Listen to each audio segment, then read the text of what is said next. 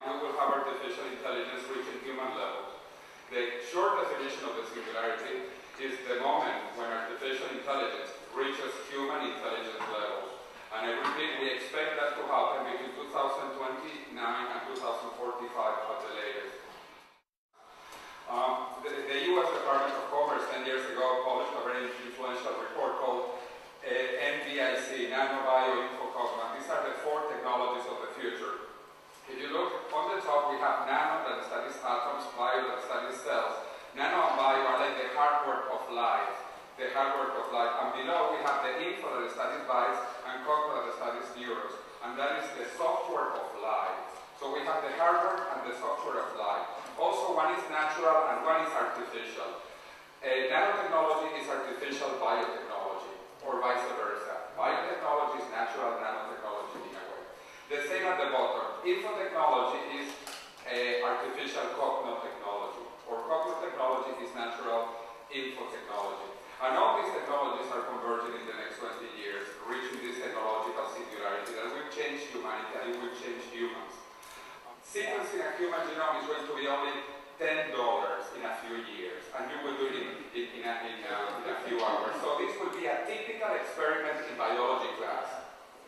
The other thing, one of our professors at Singularity University is studying the molecular basis of aging, and he believes that aging is a disease, but what is more important that it is a curable disease. He created an international prize, which is called the M Prize, to create immortal mice. Right now, at this moment, they have mice that live 3 times their expected lifetime. These mice normally live 2 years. He has mice that live 6 years.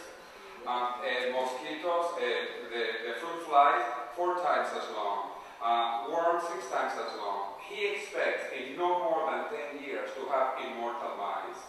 Mice are also very close to us biologically. We share 90% of the genome with the mouse. And this is no theory anymore here.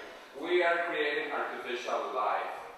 And actually, a scientist asked him, another scientist who was very religious, he said, "You are playing to be God." And he said, "Well, someone has to do it." So I thought that was a very interesting comment.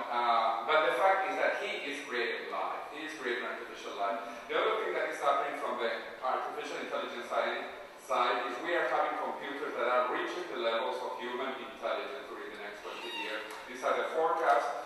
Right now we are at the intelligence level of a lizard, but we are moving fast on this. An example was just last year when IBM's Watson, a computer won in the most complicated knowledge game called Jeopardy. And actually people thought that this was so complicated that no computer could even try because there is humor, there is ironies, there are jokes, and the computer won. You know, so you might say the computer is not intelligent, but that is an irrelevant question. I don't know if you're intelligent. I don't know if I am intelligent. What I know is that Watson wins humans that think that are intelligent. There is no human who can win Watson today in knowledge in that game Jeopardy. We are going to be understanding how the brain works.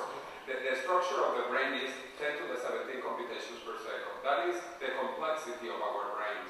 So if we don't talk about the mind, the spirit, and the soul, that I only do at dinner time, then basically a brain is a machine that computes 10 to the 17 operations per second, and I repeat, we are going to reach that complexity in the next 20 to 30 years.